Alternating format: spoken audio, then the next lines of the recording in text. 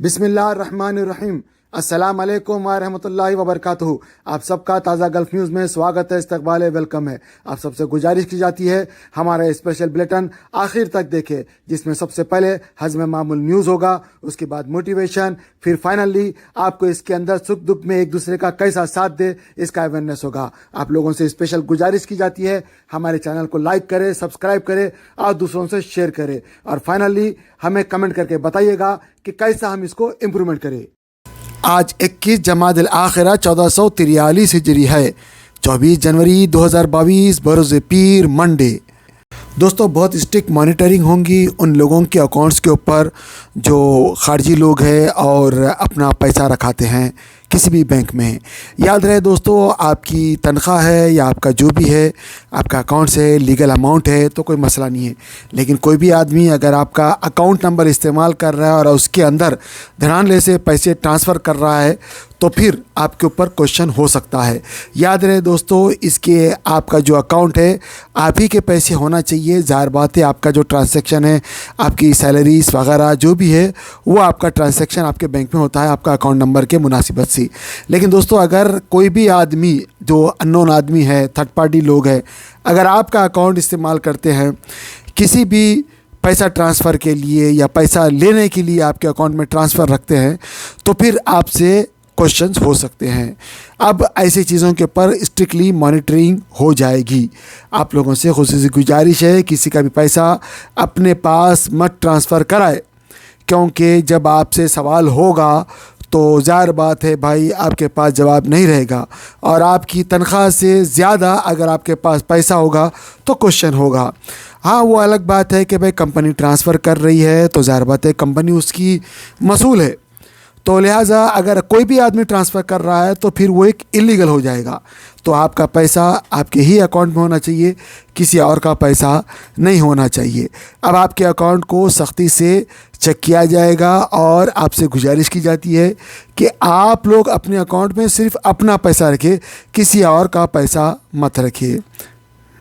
और दोस्तों, आपका सोर्स ऑफ इनकम क्या है ये बैंक को बताना बहुत ज़रूरी है।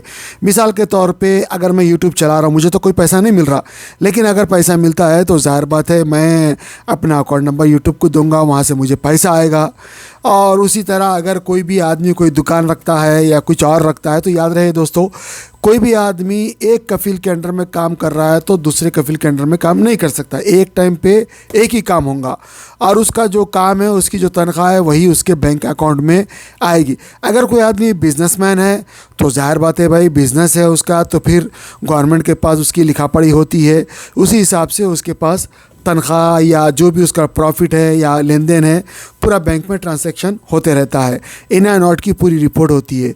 लेकिन दोस्तों, अगर आपके पास कोई ऐसा पैसा आ रहा है किसी और ज़रिए से, या हो सकता है आपका लीगल है, लेकिन अगर आप बैंक को नहीं बताएंगे तो वो इलीगल हो जाएगा। आपको आपके बैंक को बताना चाहिए कि भाई आपके पास जो सोर्स ऑफ इनकम है क्या है, कहाँ से है। तो यकीनन बैंक जो है आपकी, ज़ाहिर बात है आपके ऊपर एक निगाह लगा के बैठा हुआ है, तो वो सही इन्फॉर्मेशन भी आगे फॉरवर्ड करेगा। इसलिए आपसे गुजारिश है कि भाई आप अपने अकाउंट में किसी और का पैसा मत एक्सेप्ट करें। अगर कोई करता है तो उसको जो है रिजेक्ट कर दे और बैंक को क़ानूनी तौर पे बता दे कि भाई आपका पैसा, आपकी सैलरी जो भी है वो आपका अकाउंट है, किसी और का पैसा उसमें नहीं आना चाहिए। दोस्तों, जिद्दा से खुशखबरी आ रही है, बहुत जल्द आने वाले हफ्ते में छोटे बच्चों का, बड़े बच्चों का, सब लोगों का इंडियन स्कूल खुल जाएगा। ऐसे में बहुत सारे बच्चे खुशी मना रहे हैं कि भाई तकरीबन 2019 के बाद वो पहली मर्तबा अपनी क्लास में जाके बैठेंगे और अपने टीचरों से मिलेंगे और अपने पुराने जो दोस्त हैं उनसे भी मिला करेंगे। एक ही अच्छी खबर आ रही है दोस्तों, जब बच्चे फिज़िकली अपीयर होंगे क्लास के अंदर तो उनका दिमाग फिर से आ जाएगा, क्योंकि बहुत सारे बच्चे घर में रह के भी थोड़े बहुत ज़रा फ्रस्ट्रेटेड हो गए थे। लेकिन अब जब स्कूल में जाएंगे, स्कूल में अब हालात देखेंगे, पढ़ेंगे, ज़ाहिर बात है थोड़ा एक नई रौनक वहाँ पे आएंगी, तो उनके अंदर अब पहले की तरह डर खौफ नहीं रहेगा। एक नई उमंग, एक नई वलवला, एक नए जोश, एक नए डेडिकेशन के साथ जाके वो लोग पढ़ेंगे। हम उम्मीद करते हैं इंशाल्लाह आने वाले वक्त में ये सब बच्चे अच्छी तरीके से समझेंगे और टीचरां भी उनको अच्छी तरीके से समझाएंगे और बच्चे भी आने वाले क्लासों के जो एग्ज़ाम्स है वो भी अच्छी तरीके से देंगे। दूसरी बात दोस्तों ये कि अब सारे बच्चे खुश है क्योंकि स्कूल खुलने वाला है। मैं आप सब लोगों से रिक्वेस्ट करता हूँ, ख़ास तौर से पेरेंट्स से, कि भाई अपने बच्चों को ताकीद करे कि भाई थोड़ा सरकार डिस्टेंस का जो फासला है वो ज़रूर रखे। जैसा कि यहाँ पे सऊदी अरब में पहले से बता दिया गया है 2 गज़ का फासला, और चेहरे पे मास्क ज़रूर लगाए। चेहरे पे मास्क नहीं उतारना है, क्लास में भी नहीं उतारना है और ना बाहर उतारना है। ये बच्चों को आप प्लीज़ बता दें। और दूसरी बात दोस्तों, जब भी आप जा रहे हैं तो थोड़ा डिस्टेंस मेंटेन करके जाए और अपने दोस्त है या अपने क्लास में क्लास फेलोस है या जो भी है, जब जा रहे हैं साथ में तो साथ जाए साथ आए, वो अच्छा रहेगा। क्योंकि 1 से 4 बच्चे जब एक साथ जाएंगे उन्हें एक आत्मविश्वास मिलेगा, उन्हें एक प्रोटेक्शन मिलेगा अपने आप से, अपने साथियों से। ये एक बहुत अच्छी बात है। दूसरी बात ये दोस्तों कि एग्ज़ाम भी करीब आ रहा है, बच्चों के ऊपर ज़्यादा फोर्स मत करें, लेकिन बच्चों से मैं रिक्वेस्ट करता हूँ कि भाई आप इन अपने सब्जेक्ट्स को बिल्कुल फिल्मी या ड्रामों की कहानी की तरह समझे और अपने स्टाइल में उसको लिखने की कोशिश करें। इस तरह जब आप खुद से समझ के लिखेंगे तो आपके अंदर से कुछ एक एक्सप्रेशन की तरह एक ज़बरदस्त तरीके से बाहर आएगा। वो जो आप लिखेंगे वो सही रहेगा और रट्टा मारने की कोशिश मत करें, कोशिश करें समझे, समझ के लिखे। दोस्तों अब तेलंगाना के अंदर इंटर के जो बच्चे एग्ज़ाम देंगे उसके अंदर बहुत सारे ऑप्शंस आएंगे, बहुत सारे क्वेश्चंस आएंगे, जिससे बच्चों को एग्ज़ाम लिखने में आसानी होगी। एक ही अपॉर्चुनिटी दी जा रही है। और दूसरी बात यह है कि सबिता इंदिरा रेड्डी जो कि वहाँ पे मिनिस्टर है, एजुकेशन मिनिस्टर है, उन्होंने कहा कि बिना एग्ज़ाम के कोई भी बच्चा पास नहीं होगा, एग्ज़ाम सब बच्चों से लिया जाएगा। तो बहुत सारे बच्चे चाहते थे कि भाई हम एग्ज़ाम दें और हम मेहनत कर रहे हैं, क्यों ना हम जो है मेहनत करके पास हो। लिहाजा शायद अब उनकी ये तमन्ना पूरी हो जाएगी, क्योंकि कोविड से अब कोई नहीं डर रहा और ओमिक्रॉन जिस तरह से तेज़ी से फैल रहा है, लोग ओमिक्रॉन से नहीं डर रहे हैं, जिसकी वजह से अल्हम्दुलिल्लाह उनका इम्यून सिस्टम स्ट्रांग हो रहा है। और यही वजह है कि मौतें नहीं हो रही है। हालांकि केसेस ज़्यादा हो रहे हैं, मौतें नहीं हो रही है। डर इंसान के अंदर से निकल गया है। इससे उम्मीद की जा रही है कि आने वाले वक्त में शायद ये ख़त्म हो जाएगा, ओमिक्रॉन कोविड सारा कुछ ख़त्म हो जाएगा। ये एक अच्छी खबर है, अच्छा जो है पॉजिटिव विचार है। बहरहाल दोस्तों, बच्चों को मेहनत करना चाहिए और मेहनत करके अपने को आगे बढ़ना चाहिए। और अगर फिर भी कोई बच्चा रह जाता है तो उसको निराश नहीं होना चाहिए, कोशिश करते रहना चाहिए। कोशिश करने से इंसान की कामयाबी होती है। दोस्तों आज से कुछ साल पहले तक कभी भी कोई भी ये नहीं सोच सकता था कि भाई कभी भी उनका मुल्क या उनकी जो जगह, उनकी रियासत, उनकी प्लेस तरक्की करेगी। क्योंकि राजा महाराजा नवाब जो भी थे इंडिया के अंदर, जो भी हुकूमतें कर रहे थे, उन लोगों ने जो बनाया था आज भी उनका निज़ाम बहुत स्ट्रॉन्ग माना जाता है। यहाँ तक कि अंग्रेज़ों के बनाए हुए स्कूल, अंग्रेज़ों के बनाए हुए जो भी चीज़ें थे, आज भी उन चीज़ों को स्ट्रॉन्ग माना जाता है। तालीम के मैदान में भी आज भी पुराने लोगों को याद किया जाता है। बहरहाल दोस्तों, अब दौर बदल चुका है। अब जो भी लोग आ रहे हैं दुनिया के अंदर, आपको मालूम है सब लोग सोशल मीडिया से कनेक्टेड है, चाहे वो हाईली क्वालिफाइड हो या नहीं हो। जो भी आदमी इस वक्त जो है रियासत के अंदर कोई भी किसी भी किस्म का वज़ीर भी है, अगर वो कुछ नॉलेज रखता है तो वो चाहता है कि भाई तरक्की करे, ऐसा नहीं भाई सिर्फ लैपटॉप के अंदर ही कुछ करे। ऐसे में KTR साहब जो हैदराबाद के अंदर KCR साहब के बेटे हैं, एक ज़बरदस्त तरीक़े से हैदराबाद को तरक्की दे रहे हैं। इसके अंदर KCR साहब का भी बहुत बड़ा हाथ है। पहले ये होता था कि भाई हैदराबाद को जाना पहचाना नाम दिया जाता था चार मीनार की तरफ से, मक्का मस्जिद की तरफ से, और भी कई चीज़ें थी उसकी तरफ से। लेकिन अब हैदराबाद पहचाना जा रहा है बहुत सारे नए नए चीज़ों की वजह से। आपको मालूम होना चाहिए हैदराबाद के अंदर बहुत सारी नई नई टेक्नोलॉजी आ गई है। ऐसा लगता है कि भाई आप हैदराबाद के अंदर 2050 के अंदर पहुंच चुके हैं, जबकि 2025 के अंदर ऐसे नए नए चीज़ें हैदराबाद के अंदर आ रही है। आपको देख के हैरत भी होगी और आप दंग हो जाएंगी। अभी नए नए केबल के ब्रिजेस आ गए हैं और एक लंबे लंबे ब्रिजेस आ गए हैं वहाँ पे। कभी कोई सोच भी नहीं सकता था हैदराबाद के अंदर ऐसे लंबे लंबे ब्रिजेस आ रहे हैं और ऐसे ज़बरदस्त तरीके से हैदराबाद को तरक्की दी जा रही है। मुझे याद है आज से तकरीबन 15 साल पहले मैं हैदराबाद में जब था तो एयरपोर्ट जा रहा था यहाँ जिद्दा आने के लिए। उस वक़्त जो है मेरे को टैक्सी वाला ये कह रहा था, देखो साहब चंद्रबाबू नायडू ने हैदराबाद के अंदर ये जो ब्रिज बनाया है सीधा एयरपोर्ट जा रहा है, कोई फ़ायदा नहीं है, कोई भी नहीं, देखो खाली पड़ा हुआ ब्रिज है। मैं उसको बोला भाई तुम इसकी फजीलियत से तुम वाकिफ़ नहीं है, हम जिद्दा में रहते हैं, हमको मालूम है। अब अगर मैं एयरपोर्ट जा रहा हूँ, अगर मैं नीचे जाऊँगा तो फंस जाऊँगा, पता नहीं मेरा रास्ता अगर 1 घंटे का है तो 5 घंटे में पहुँचूँगा। देखो किस कदर ख़तरनाक ट्रैफिक है। लेकिन ये जो ब्रिज बना हुआ है मैं 10-15 मिनट के अंदर हैदराबाद से एयरपोर्ट पहुँच जा रहा हूँ। कितना आसान हो गया मेरे लिए। ये दूर की सोच है, ये अच्छी सोच है। देखो दोस्तों, मैं एक बात हमेशा लोगों को बताता हूँ कि भाई आप अगर मर्सिडीज़ के फ़ायदे रिक्शे वाले से पूछेंगे तो वो नहीं जानता, वो ये कहेगा कि भाई आप मर्सिडीज़ के बारे में क्यों सोच रहे हैं, आप जो है छोटी मोटी कार ले लो, ये ले लो, वो ले लो, ऐसा सोचेगा।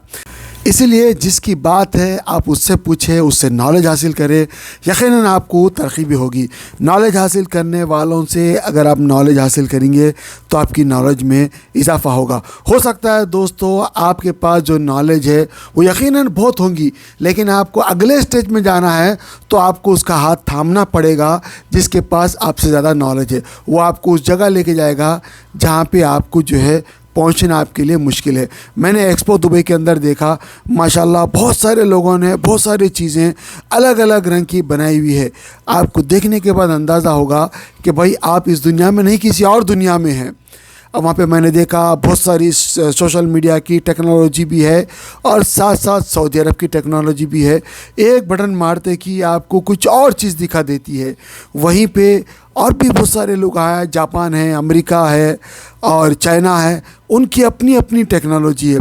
बहरहाल दोस्तों, मैं आपको यहाँ पे फिर से एक बार ले चलता हूँ हैदराबाद का वो हिस्सा जहाँ पे आने वाले 1 साल के अंदर ये ऐसा वी शक्ल का ब्रिज है जो आपको ज़मीनी लेवल से आपको हिमायत सागर के एक तकरीबन एक हिस्से तक आपको लेके जाएगा।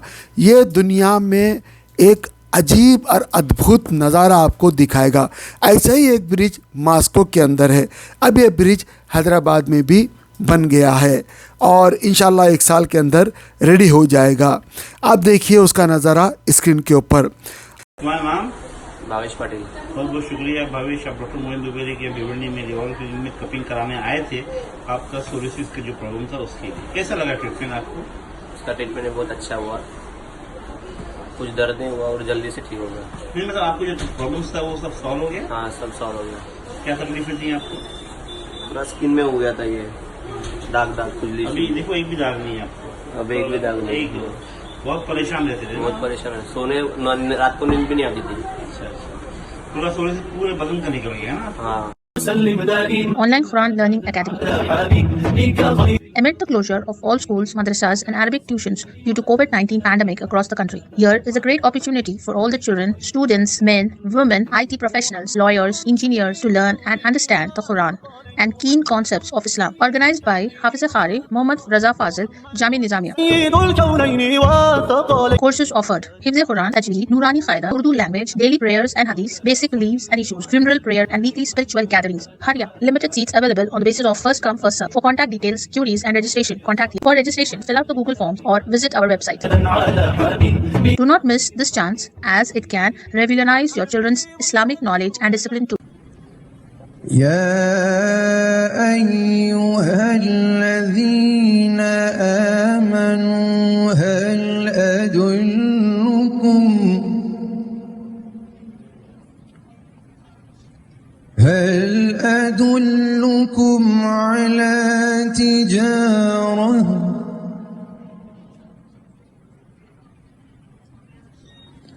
على تجارة تنجيكم من عذاب أليم दोस्तों कुरान शरीफ को सीख के पढ़ना हर मुसलमान के ऊपर फ़र्ज़ है। इसको सीखना ख़बर में जाने तक अगर टाइम मिले तो ज़रूर सीखना चाहिए, क्योंकि अल्लाह का कलाम है, अल्लाह ताला बंदों से फरमा रहा है। लिहाजा क्या अल्लाह ताला फरमा रहा, ऐसा क्या है कुरान शरीफ में, हमको सोच समझ के देख के पढ़ना और पढ़ने के साथ साथ हमको उसके ऊपर प्रैक्टिस करना है, तब हम सही जाके मुसलमान बन सकते हैं। वरना हम खाली पीली के जो है खाली नाम के मुसलमान रहेंगे और कुरान शरीफ में क्या लिखा हुआ है, अल्लाह हमसे क्या फरमा रहा, कभी हमको पता नहीं चलेगा। आप जब पढ़ेंगे समझेंगे तो आपको एक मज़ा आएगा। और एक अजीब बात यह है कि जो आदमी जितनी मोहब्बत से पढ़ता है उसको अल्लाह ताला उतने खजाने खोल के दिखा देता है, उतना विजन उसको नसीब होता है। बहुत सारे लोग गरीब रहते हैं लेकिन जब कुरान शरीफ पढ़ते हैं तो अल्लाह ताला उन्हें अमीर कर देता है। बहुत सारे लोग परेशान होते हैं, कुरान शरीफ जब पढ़ते हैं तो अल्लाह उनकी परेशानियां दूर कर देता है। बहुत सारे लोगों का अजाब कुरान शरीफ पढ़ने की वजह से ख़त्म होता है। आप लोगों से गुजारिश की जाती है, यहाँ पे जो दिखाए गए नंबर्स के ऊपर इनको कॉन्टैक्ट करें, चाहे आप इंडिया में हो या पाकिस्तान में हो या सऊदी में हो या यूके में हो या यूएसए में हो या गल्फ में कहीं भी हो, किसी दुनिया के किसी भी खिते में हो। आप लोगों से गुजारिश की जाती है कि आप लोग भी अगर पढ़ाना चाह रहे हैं तो मुझे नंबर दे, मैं अपने चैनल के ऊपर फ्री ऑफ कॉस्ट प्रचार करता हूँ। दूसरी बात, अगर कोई पढ़ना चाहता है तो याद रखिए, अगर आप इंडिया के हैं तो इंडिया का नंबर है, पाकिस्तान के है तो पाकिस्तान का नंबर है, यूके के है तो यूके का नंबर है, गल्फ के है तो गल्फ का नंबर है। किसी से ही पढ़ ले, पर्देदार ख़वातीन भी पढ़ा रही है, मर्द हज़रात भी पढ़ा रहे हैं। आपको पढ़ना है, आप हो या मैं हो, ज़रूर पढ़ना चाहिए, वरना बहुत बड़ी गलती हो जाएगी। अल्हम्दुलिल्लाह रब्बिल आलमीन, सारी तारीफ़ अल्लाह के लिए, लेकिन अगर आप गलती पढ़ देंगे तो सारी तौर पर अल्लाह के लिए हो जाएगी। तो मेरे को माफ़ करे और मेरे लिए भी दुआ करे, अपने लिए भी दुआ करे। अल्लाह सबको हिदायत दे, आपस में मोहब्बत दे और कुरान शरीफ से इश्क दे, सिखा, समझा, पढ़ा और अमल करा। आमीन।